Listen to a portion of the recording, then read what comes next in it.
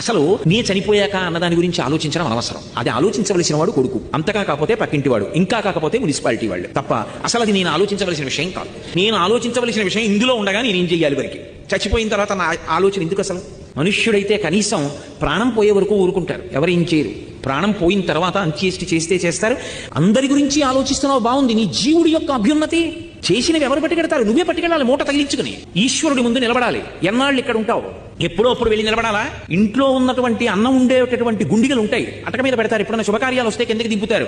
ఆ గుండిగకున్నంత వయస్సు ఇంట్లో ఎవరికీ ఉండదు. ఆ గుండిగ ఉంటుంది 100 ఏళ్ళు, 200 ఏళ్ళు, 3-4 తరాలకి పెళ్లిళ్ళు అవుతాయి. మా ముత్తాత గారి పెళ్లికి ఇందులోనే వారిచారటండి అంటారు.